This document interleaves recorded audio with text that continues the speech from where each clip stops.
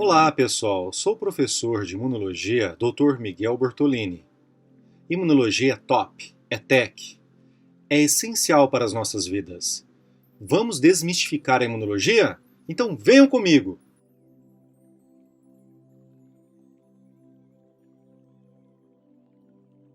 Olá, pessoal. Bom, vamos continuar? Sistema imune de mucosa. Tecido de mucosa do corpo humano. Aqui nós temos vários tecidos de mucosa do corpo humano, como por exemplo, glândulas mamárias, útero, bexiga e vagina da mulher, intestino e estômago, esôfago, seios da face, traqueia, pulmões, muito importante, cavidade oral, extremamente importante também, trato gastrointestinal. E aqui nós temos o trato respiratório. E aqui o urogenital. Ok, pessoal? Muito importante entender essa parte da anatomia aí, dos tecidos de mucosa. Mortes anuais por infecções de mucosas no mundo. Então vejam bem, infecções respiratórias, nós temos aproximadamente 4 milhões de mortes. Ok? O exercício físico extenuante ele pode gerar morte por infecção respiratória, porque o exercício ele pode liberar IL-6, os músculos mandando produzir cortisol. E durante uma prova um pouco mais longa, como é no caso, né, de algumas poucas provas de endurance, essa pessoa, esse atleta, ele pode ficar desidratado e isso vai fazer com que ele possa ser contaminado, infectado por uma bactéria que estava no tracto respiratório dele, por exemplo, né, no digestório, desculpa, e no tracto respiratório um vírus, tá? Eles podem estar ali, vão estar ali de forma quiescente, podem se proliferar devido a essa imunossupressão causada pelo exercício e aí levar essa pessoa a ter uma doença severa, até mesmo levar à morte, tá? E também é comum infecções intestinais durante provas longas de exercício físico, por exemplo. Aqui é interessante, né, falar sobre a composição da microbiota comensal em diferentes superfícies de mucosas, de mucosa em humanos saudáveis, né? E falar para vocês que tem diferença, então, professor, de um humano com diabetes mellitus tipo 2 e um humano sem diabetes mellitus tipo 2? Sim, tem. Humanos com doenças crônicas não transmissíveis têm uma composição diferenciada no microbioma, ok? O exercício pode influenciar, são vários fatores que influenciam, mas a nutrição, a dieta é o principal deles, a gente vai ver daqui a pouco. Olhem aqui, fatores que influenciam na microbiota intestinal, nós temos o exercício, a dieta, a nutrição, genético, estresse, estar grávida, né? O tipo de nascimento, muito importante isso aqui, né? No futuro aí nós vamos perceber que os obstetras, juntamente com o ginecologista, eles vão determinar o tipo de nascimento de acordo com a microbiota da mulher grávida, tá? E porque quando o bebê nasce, ele estava no meio, né, livre de patógenos, e quando o bebê nasce, espera-se isso, né, durante a gravidez, quando o bebê nasce, ele vai entrar em contato com um monte de patógenos, se for parto normal, né? Se for parto cesáreo, com bem menos patógenos. Então hoje a gente tem já em casos de análises clínicas, né, em casos clínicos, onde o obstetra ele entrega esse bebê para o médico auxiliar, que vai passar, se o parto for por cesárea, vai passar, né, nas mucosas, por exemplo, na boca, uma composição de bactérias boas, comensais, né, através de uma gase, e é comprado essa composição de bactérias, né? Então vejam aonde nós estamos chegando com isso, né? O tipo de nascimento.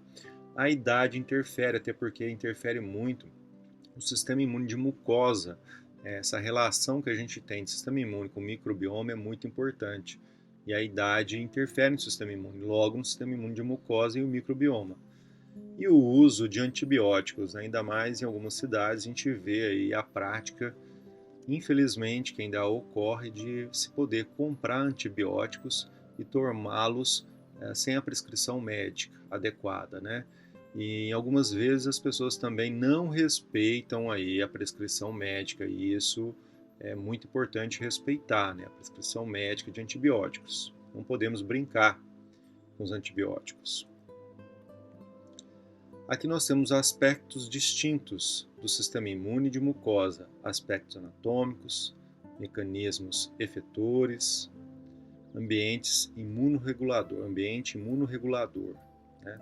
Nesses mecanismos efetores, predominância de células T ativas, de memória, mesmo na ausência de infecção. Sim, temos, porque nós temos ali as bactérias comensais. Presença de múltiplas células T efetoras reguladoras naturais ativadas. Anticorpos IgA secretores, que são a IgA, ela pode ser um monômero, né, se tiver dentro, a gente vai ver isso em outras aulas, se tiver na corrente sanguínea. Se tiver sendo secretada numa secreção de mucosa, ela vai ser um dímeros, quer dizer, são duas emendados por uma cadeia J. A gente vai ver isso mais para frente. E presença de microbiota distinta. Tecidos linfóides associados às mucosas, né, pessoal? O termo tecidos linfóides associados à mucosa é denominado, então, de mais facilmente chamado de MALT, tá? Coletivamente, para se referir a todos os tecidos encontrados nos órgãos de mucosa. E nós vamos ter aqui três em especial, tá, pessoal? O GALT é um deles, que é o tecido linfóide associado ao intestino. Gut é intestino em inglês, né? Então essas siglas que nós vamos usar vai ser do inglês, mas a gente pode verificar isso aqui, né, pessoal? Então é tecido linfóide associado a intestino. Lá nós vamos ver as placas de Peyer, né? Os folículos linfóides solitários, por exemplo, nós vamos ter as tonsilas palatinas, as adenoides e as tonsilas linguais. Nós vamos ter também forma um anel, né? O anel de Waldeyer é muito importante também. Na porção posterior da boca, intestino, na entrada do intestino e das vias aéreas, né? Vamos verificar aqui, ó. Então aqui temos as tonsilas e as adenoides formam um anel de tecidos linfóides, o anel de Waldeyer, em torno da entrada do intestino e vias aéreas, né? Então aqui está sendo mostrado esse anel de Waldeyer, né? Muito importante, porque a gente se alimenta e respira todos os dias, né? Tecidos linfóides associados à mucosa. Agora nós vamos falar dos náuteos, né? Tecidos linfóides associados à região nasal. A gente respira todos os dias. Se parar de respirar, nós vamos morrer, né, pessoal? Não podemos parar de respirar. Então, o tracto respiratório superior, essa região aí dos náuteos são muito importantes.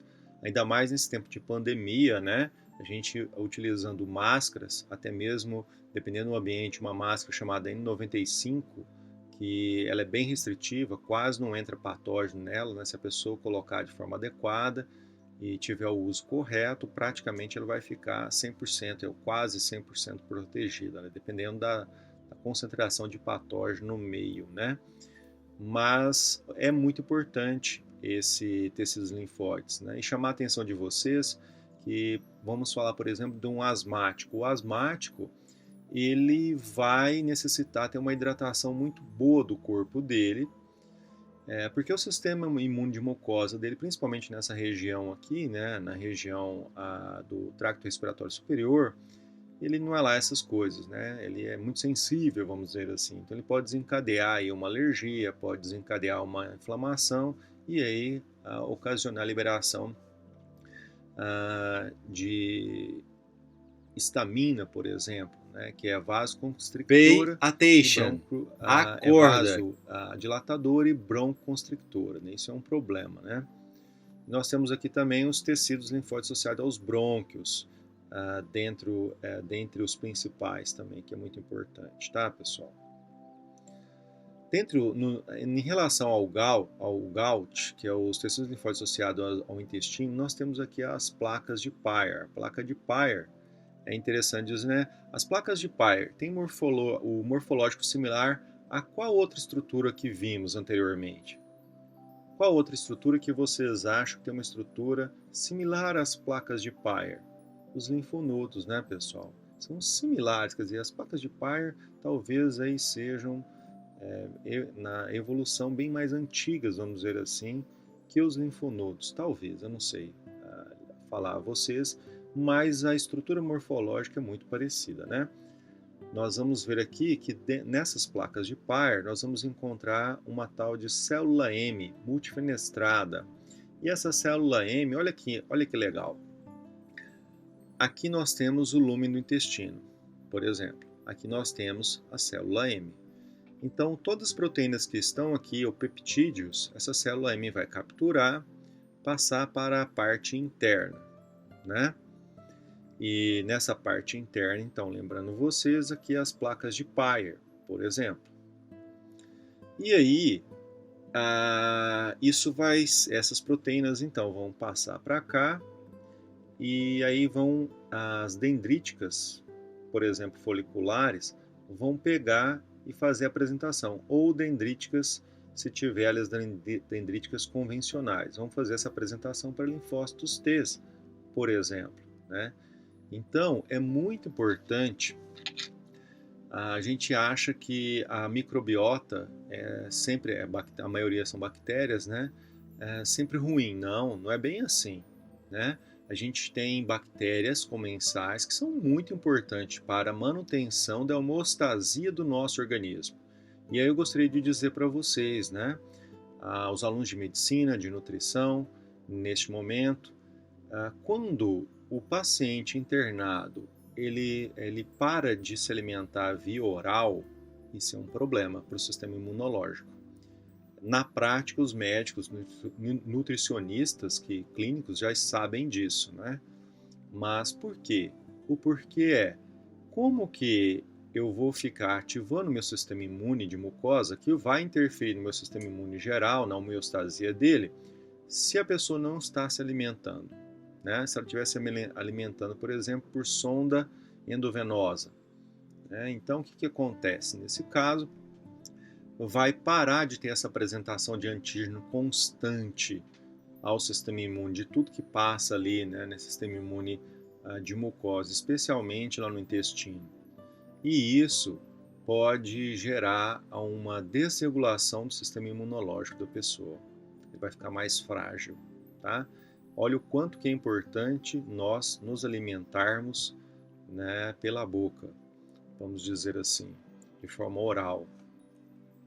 Afeta o sistema imune, né? Tecidos linfóides associados às mucosas. Então aqui nós temos tecido linfóide associado à região nasal e aos brônquios, né? Que eu falei para vocês, ambos têm aí as células M, por exemplo. Agora, pessoal, nós vamos falar do desenvolvimento das células progenitoras hematopoiéticas, ok? É muito comum, eu vou usar isso, às vezes sem querer, eu vou usar stem cells, ok? Hematopoietic stem cells, então células progenitoras hematopoiéticas, tá? De forma geral, a gente vai ver que tanto os linfócitos, os leucócitos comuns, né, mieloides, e até mesmo plaquetas e eritrócitos, eles vão vir sempre de um único progenitor lá na medula óssea, né, na bone marrow, ou também conhecida como medula óssea em português, né, pessoal? Aqui nós vamos ter basicamente, então, isso aqui é só um resumo, tá? Que vem no livro de graduação aí de imunologia. Nós vamos ter, então, um progenitor linfóide comum, eu vou falar mais para vocês daqui a pouco, e um progenitor mieloide comum, ok? Basicamente isso. Daqui a pouquinho eu vou me aprofundar mais nisso aqui para vocês. Então, vamos lá? Medula óssea, ou também conhecido em português como, bone marrow, né? Ou também conhecido em português como medula óssea, é a tradução aí. Então nós temos aqui vão gerar basicamente dois progenitores, o linfóide comum e o mieloide comum. O mieloide vai gerar o progenitor de granulócitos, macrófagos, progenitor de megacariócitos e eritrócitos. Ok? Aqui nós vamos ter os megacariócitos e eritroblastos. Então vamos passar aqui. Nesse progenitor linfóide, nós vamos verificar que vão surgir várias células aqui. Inclusive pode surgir até mesmo uma célula dendrítica, embora grande parte das células dendríticas venham do progenitor mieloide comum, né? E não do linfóide. Mas vamos lá. Esse progenitor linfóide comum, ele vai então gerar linfócitos B, linfócitos T, natural killers e o que a gente chama de células linfóides inatas, ok? E até mesmo células dendríticas.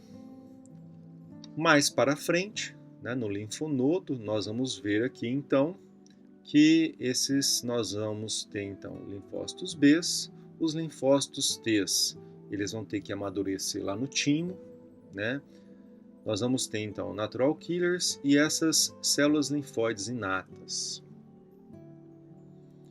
Continuando aqui então, nas células efetoras, então o linfócito B, quando ele é ativado, ele vai gerar o que a gente chama de plasma cells ou plasmócitos, né?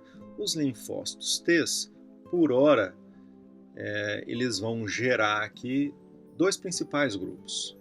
Os linfócitos TCD4, que eu vou explicar para vocês o que significa esse CD4, que são os generais do sistema imune, quem manda no sistema imune, quem organiza todas as respostas no sistema imune, né, de forma da imunidade adaptativa, e os linfócitos TCD8, que são os citolíticos, aqueles que vão para o embate, mas com alta eficiência e especificidade para algum tipo de antígeno.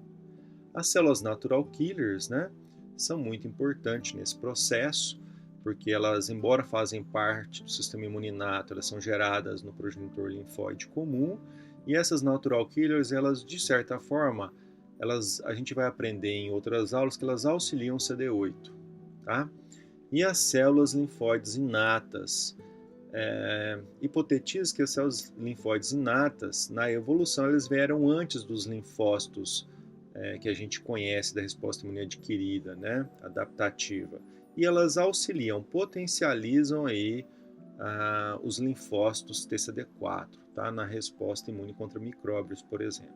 Eu vou voltar aqui um pouquinho agora e vou falar para vocês dessas células. Então, a gente tinha visto aqui em cima, né, a stem cells, a pluripotente, progenitor mieloide comum, que vai gerar dois aqui progenitores, os granulócitos macrófagos, que a gente vai falar agora, e mecariócitos e eritrócitos, né?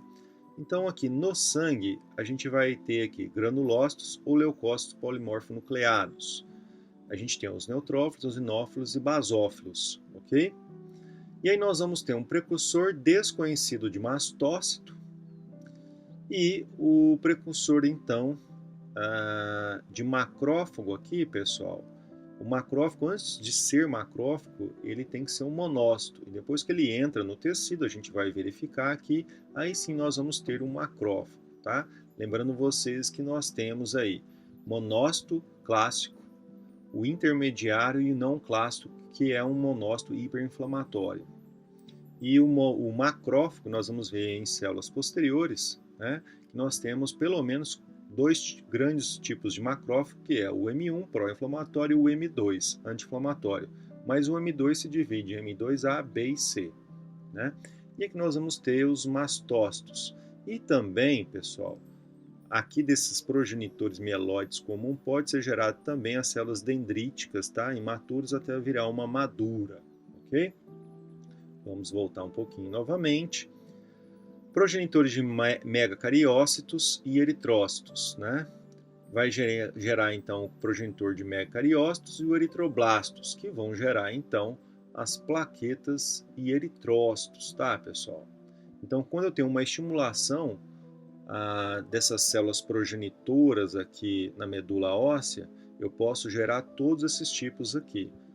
Por exemplo, se a pessoa tiver um linfoma ou leucemia, ela vai gerar algum tipo desses aí, desses leucócitos ou até mesmo eritrócitos, né, de forma acentuada, tá? Então é importante aí estudo dos fenótipos, né, com citometria de fluxo.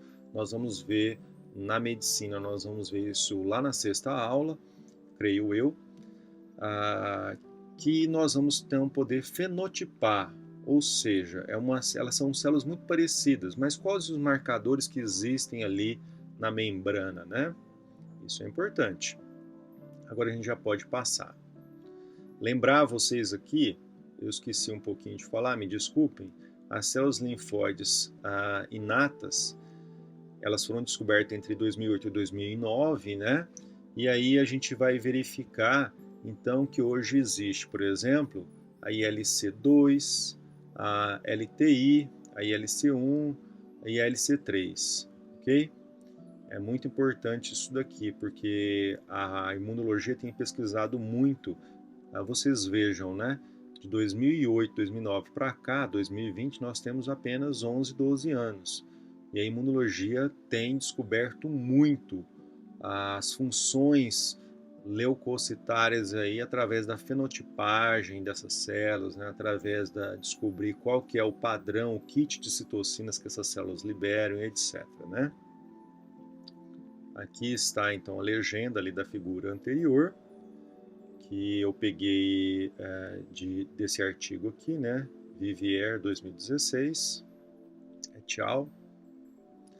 E olha aqui, isso aqui é só para citar para vocês, tá? Vocês vejam, né? A gente vai estudar daqui a pouquinho essa classificação de CD aqui. Calma, não é compact disc, tá? Cluster differentiation, grupos de diferenciação, nós vamos estudar depois. Então, cada célula dessa, ó, pluripotential hematopoietic stem cells. Então, nós temos uma célula hematopoética, né, progenitora pluripotente, então que é o progenitor linfóide, né? E tem vários marcadores.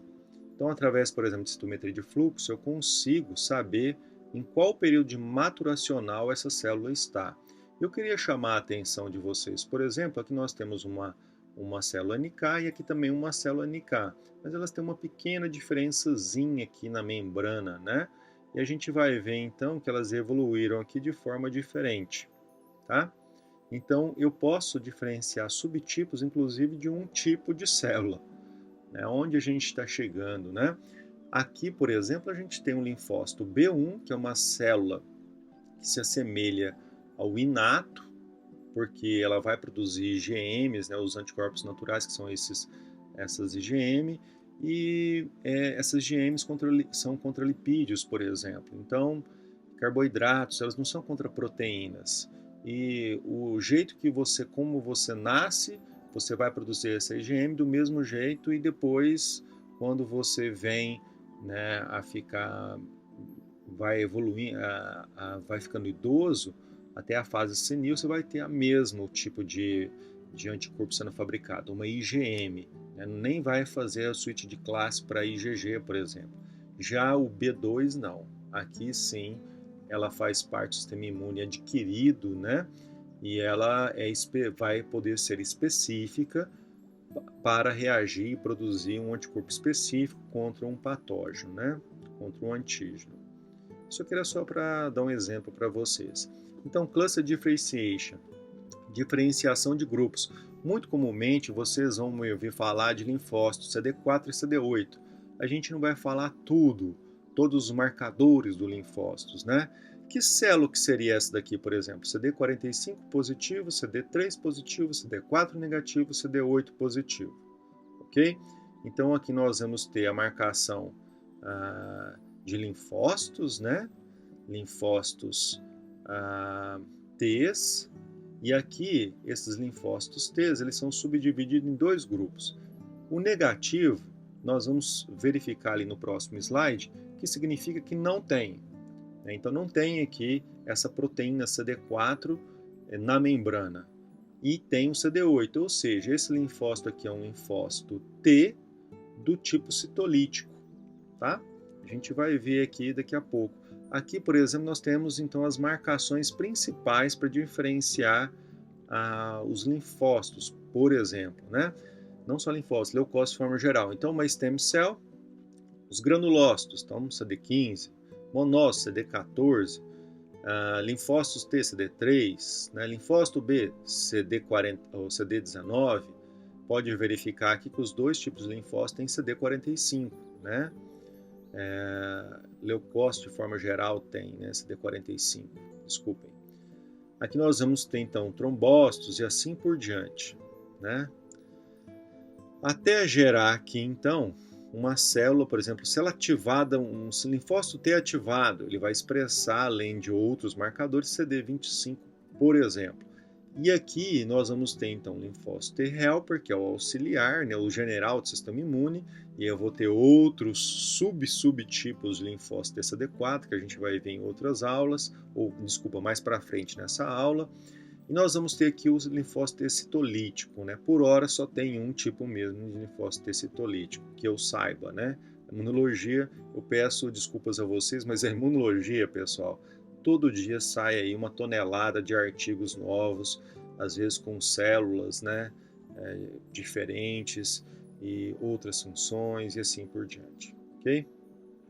Então, o que significa positivo e negativo? É bom e ruim? Não, significa tem, o positivo tem aquela proteína, o negativo não tem aquela proteína. E alguns artigos, né, que a gente lê, o pessoal coloca lá positivo, positivo, positivo. Por exemplo, CD16 positivo, positivo, positivo. Isso quer dizer o quê? Que tem muito CD16, né? E muito frequentemente tem assim, ó, positivo e negativo. O que significa esse?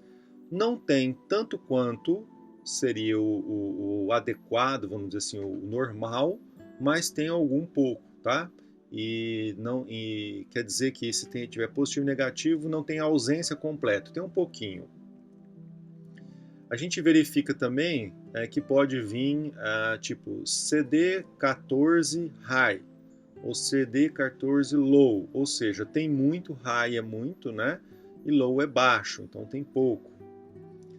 Então aqui, ó, linfócitos, linfócitos T, marcadores de linfócitos T auxiliar, marcadores de linfócitos citolíticos, ok? Que célula seria essa? CD45 positivo, CD3 positivo, CD4 negativo, CD8 positivo.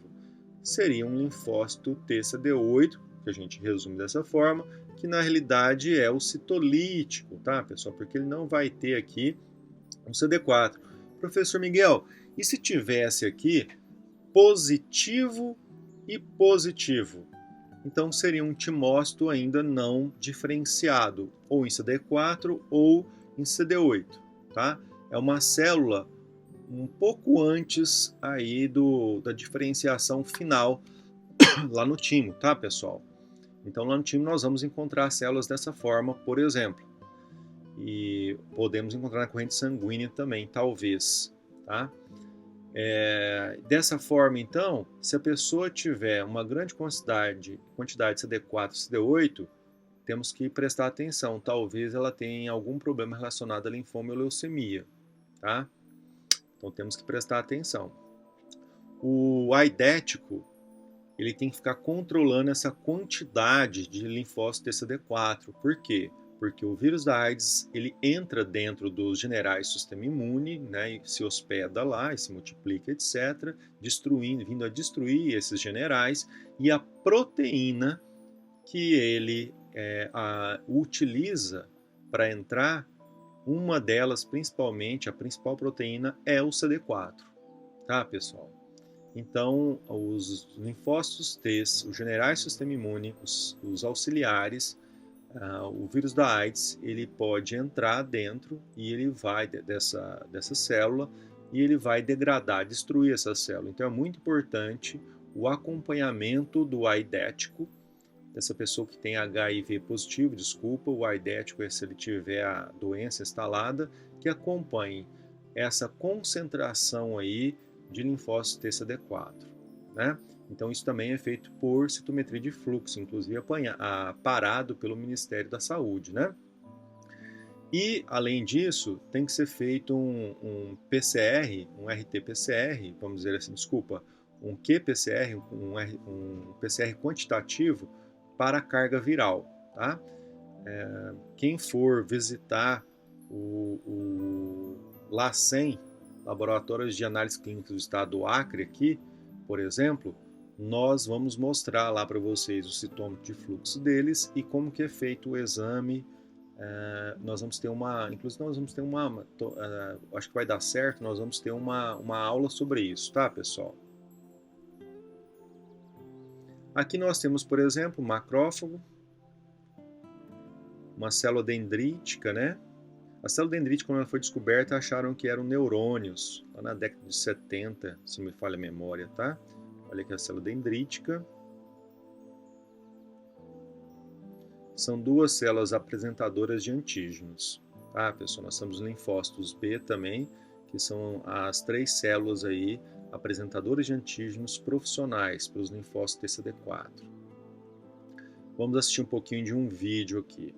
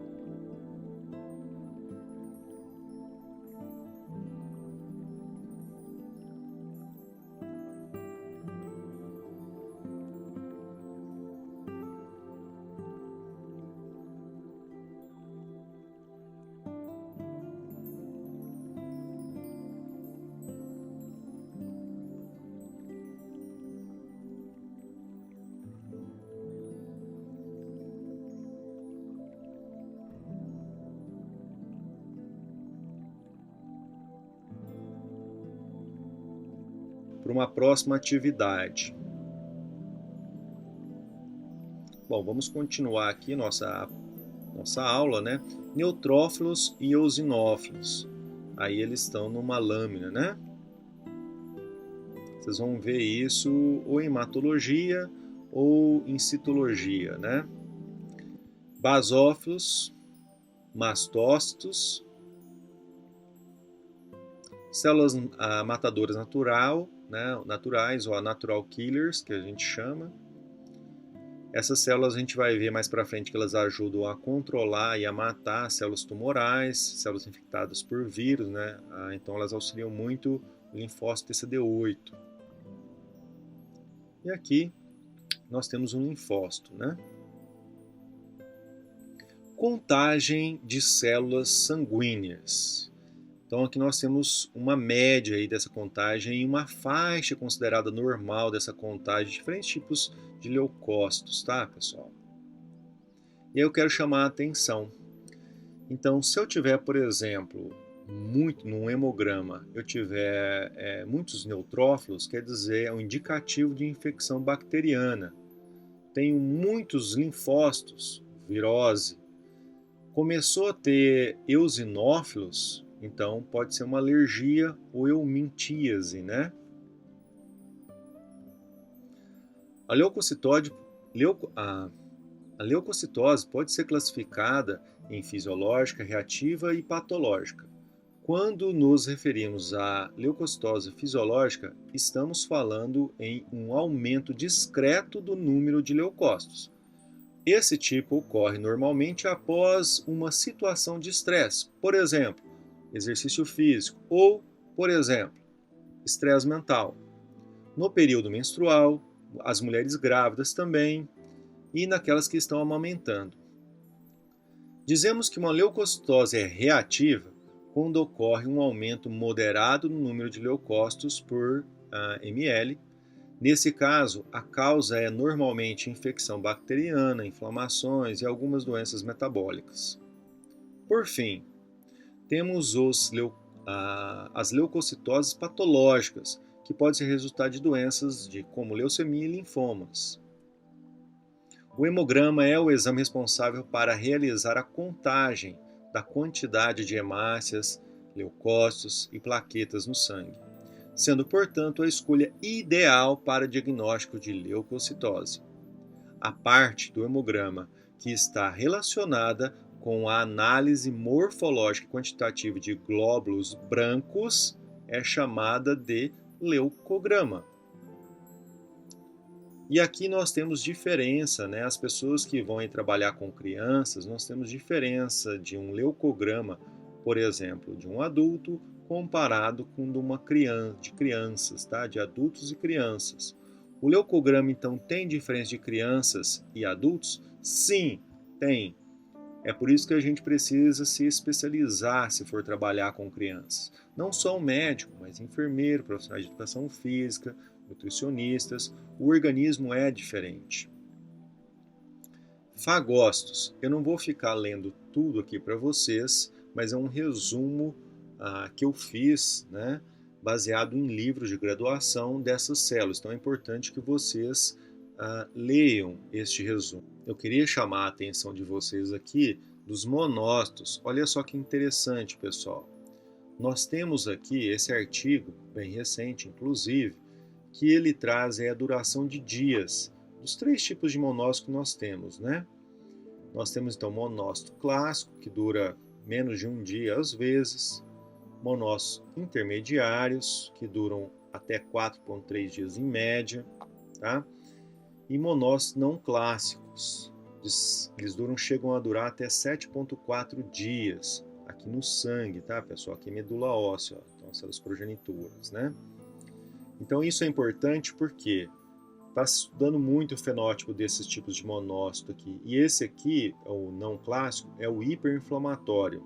Então nós temos doenças, por exemplo, relacionadas à inflamação cerebral, como depressão, dentre outras, degenerativas, neurodegenerativas, que estão relacionados à inflamação. E esse tipo de monócito aqui, eles conseguem passar a barreira hematoencefálica com uma certa facilidade, tá? Dependendo de como está essa fluidez da barreira hematoencefálica. Os macrófagos, chamar a atenção de vocês, né? Eu coloquei inclusive numa cor aqui, né? Um azul claro, justamente que os macrófagos eles são residentes, ou seja, eles estão nos tecidos. E eles são muito importantes para o nosso sistema imune. Mas por que, professor, que eles são importantes? Esse aqui eu vou dar uma atenção especial. Os macrófagos, além de combater os micróbios, né, eles tentam matar e digerir esses micróbios, eles fagocitam, como a gente acabou de ver naquele vídeo ali, liberam citocinas que influenciam outras células. Isso que é importante, eles iniciam o processo de inflamação junto com os neutrófilos, tá? Mas os neutrófilos depois, né, nós vamos ter não os neutrófilos, nós vamos ter as células dendríticas que vão pegar então aqueles antígenos que estão na periferia, sair da periferia, vão para o linfonodo, né, para a corrente sanguínea e depois para o linfonodo, vão lá no linfonodo e lá no linfonodo vão começar a apresentar para os linfócitos, tá? Então isso é importante para quê? Para que se tenha uma resposta imune adquirida, caso eu já não tenha uma proteção, né, para aquele antígeno. Okay? Então, os macrófagos são muito importantes. E os macrófagos também podem fazer a apresentação de antígenos, eles não podem sair do tecido. Então, geralmente, eles vão apresentar para linfócitos de memória efetores que podem se deslocar no tecido, tá? Então, eles vão ativar esses linfócitos aí que não são naïves, que são linfócitos T, CD4 efetores de memória, tá, pessoal? Os macrófagos também, eles funcionam como uma apresentadora de antígeno para linfócito T, que eu acabei de falar para vocês. Promove reparo tecidual, pessoal. É muito importante eu ter o sistema imunológico equilibrado. Por quê? Porque eu preciso também ter equilibrado os macrófagos M1 e M2. Lembrando vocês que o M1 é o pró-inflamatório e o M2 é o considerado anti-inflamatório. Num simples reparo de um miócito, por exemplo, seja cardíaco, seja muscular esquelético, que eu tenho que ter ativação, diferenciação, migração e fusão das células satélites com a fibra lesionada, né, ou com as fibras adjacentes àquela lesionada, eu preciso ter um equilíbrio entre macrófago, pró e anti-inflamatório. Então, eles são muito importantes. Né? Lembrando vocês, né, os macrófagos lá no fígado são as células de Kupffer. Lá no cérebro, a micróglia, tá? Então eles recebem nome diferente, mas são macrófagos, ok? Lá nos ossos, né? Os osteoclastos, por exemplo.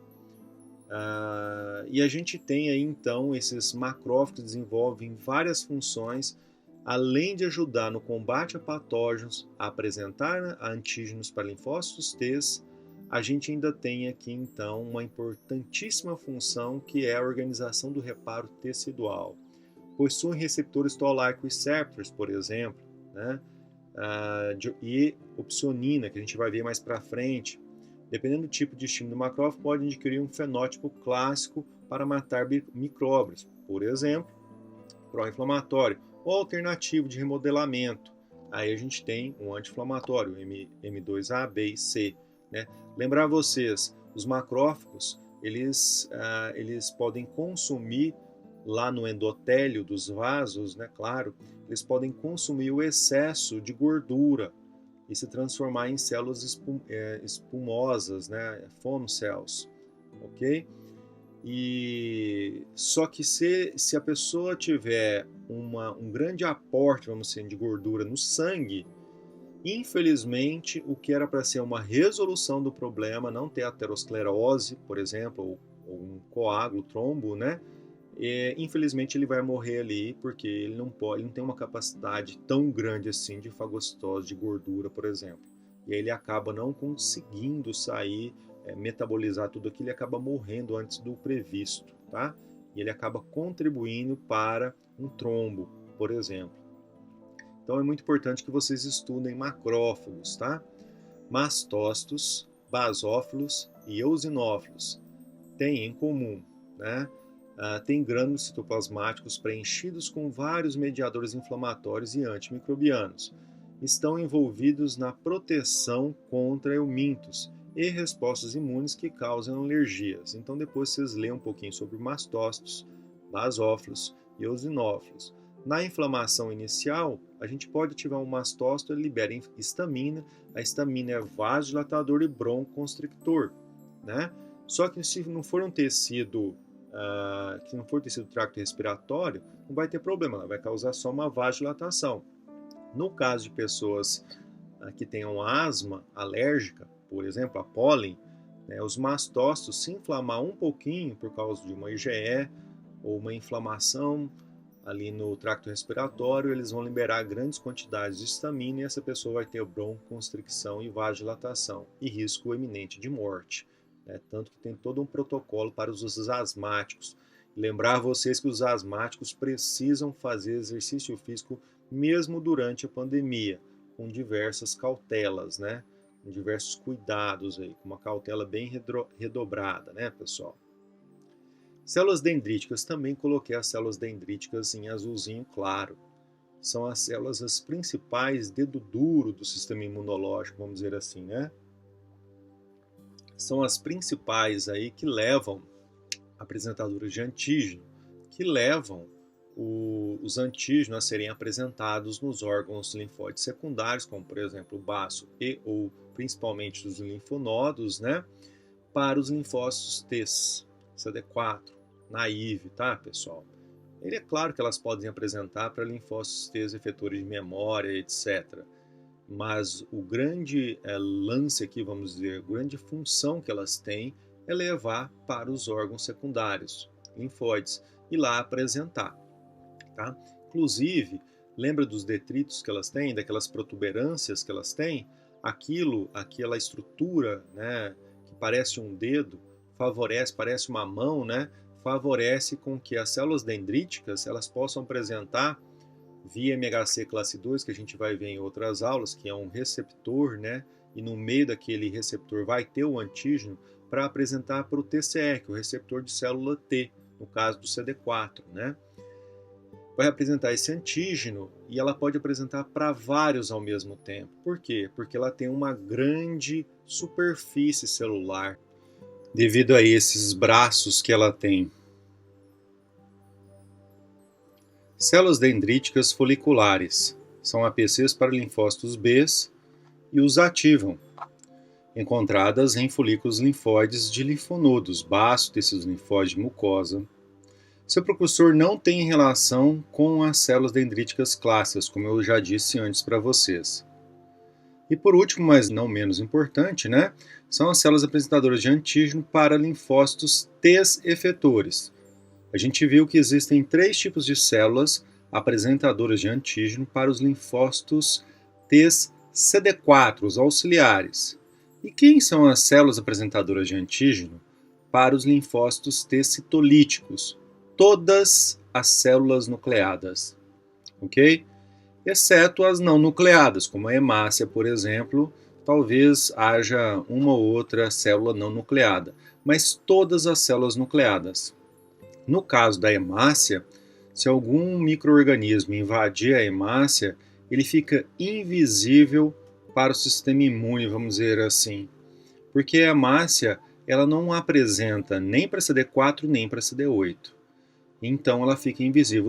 O plasmódio, né, ele utiliza a hemácia para poder ficar invisível para o sistema imune, se dirigir até o fígado e lá ele vai causar uma inflamação primária, né, da malária. Ok, pessoal? Linfócitos. Eu gostaria de chamar a atenção para vocês os linfócitos TCD4. Ok?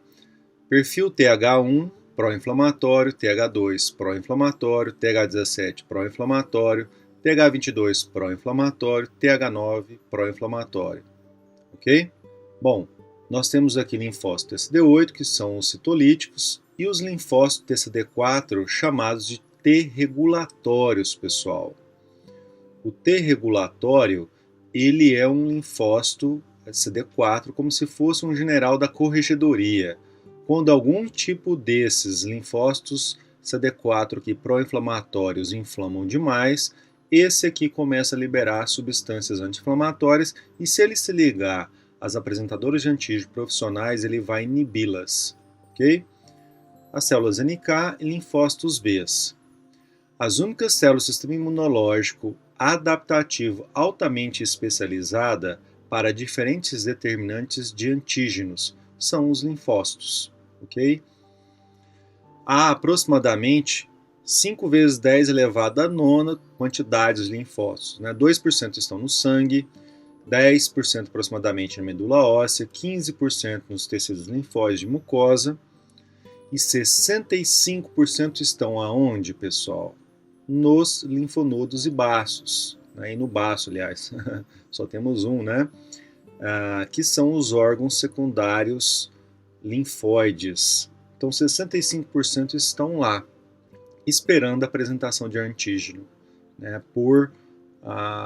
Pelas células dendríticas ou linfócitos B.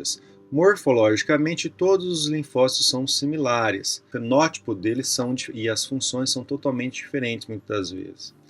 Lembrar a vocês, né, que a imunovigilância, se a gente fizer exercício físico, por exemplo, o exercício moderado, ele aumenta a imunovigilância, ou seja, os linfócitos TCD8 de memória efetor, por exemplo, eles vão para a periferia, para os tecidos.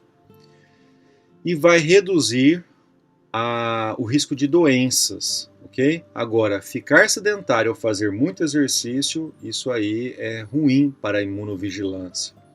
A gente vai vigiar menos o nosso organismo, né? No reparo tecidual vai tender a reparar com fibrose. Nós temos aqui alguns tipos de linfócitos.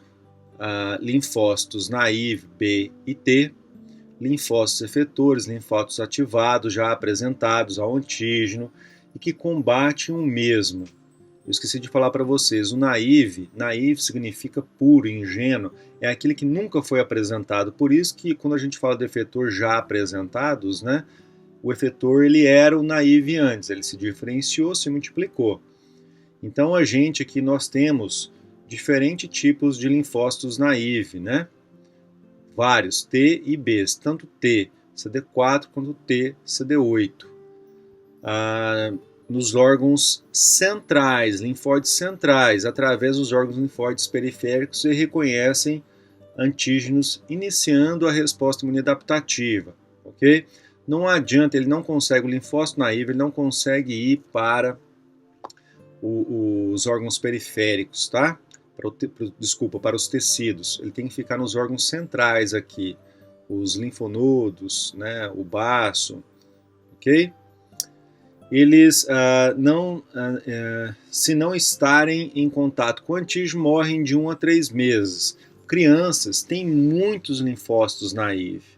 Lembra que eu falei para vocês que o time de uma criança é enorme comparado com o corpo versus o time de uma pessoa idosa comparado com o corpo dela, né?